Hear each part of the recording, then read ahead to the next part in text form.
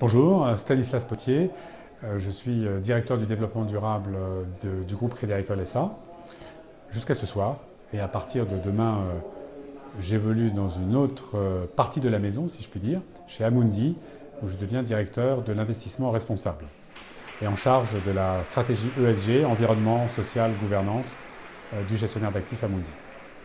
Si on remonte quelques années avant, à la COP 21, on a évidemment été témoin et bien vu cet élan politique, cette dynamique très forte sur laquelle on s'est appuyé, nous, pour nous engager plus rapidement et plus loin en matière environnementale et en matière de lutte contre le changement climatique et d'accompagnement des transitions énergétiques, économie bas carbone.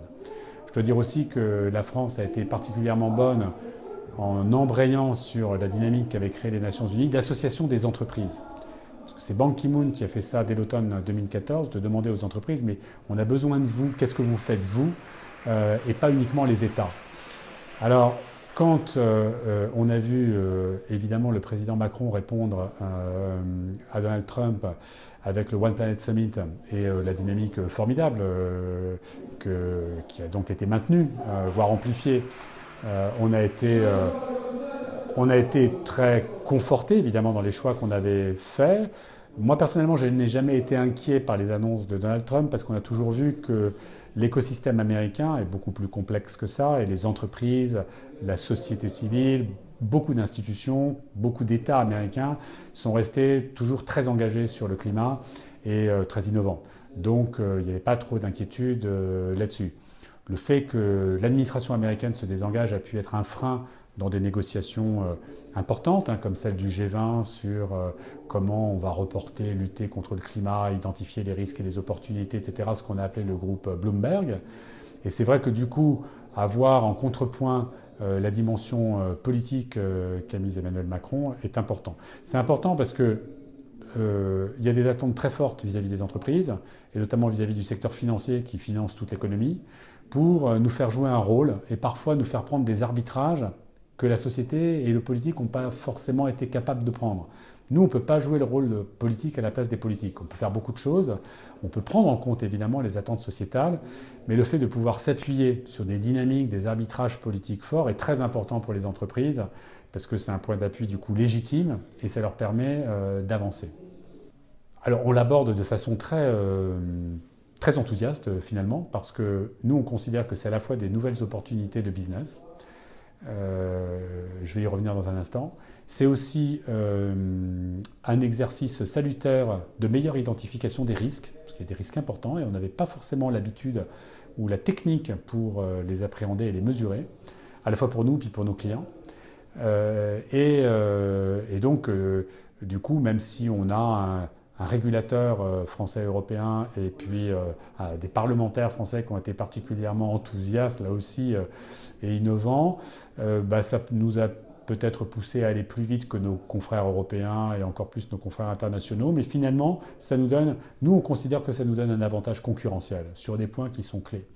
Alors sur le business, moi je prends un exemple, les green bonds, c'est assez simple, c'est finalement la technique classique des obligations, sauf que on dit ces obligations particulières, elles vont financer du vert. Puis on va vous le prouver, parce qu'on va mesurer, on va définir quelle sorte de vert, on va avoir des indicateurs, on va reporter régulièrement, on va le faire valider par quelqu'un qui va le contrôler depuis l'extérieur, etc. Donc c'est important pour l'investisseur.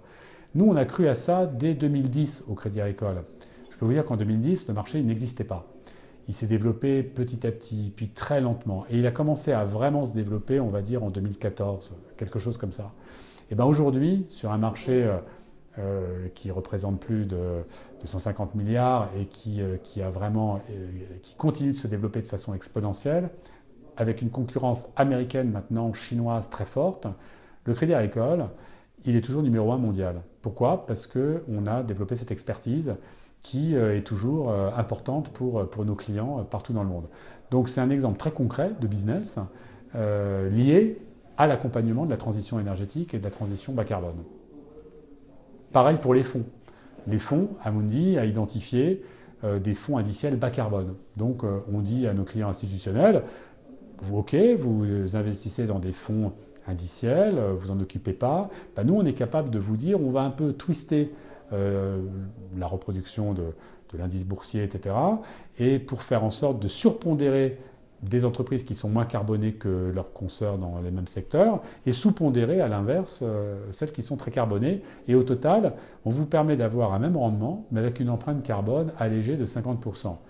Et si on croit dans ce qu'on fait, et c'est-à-dire que le coût du carbone, la fiscalité, la réglementation contre le carbone va continuer à s'alourdir dans les années qui viennent, ben finalement, vous, investisseurs, avec nous, vous avez pris une sorte d'option gratuite et vous allez voir le rendement qui va devenir de plus en plus fort sans rien faire, tout simplement parce qu'on aura cru dans des parties de l'économie qui sont déjà décarbonées ou moins carbonées.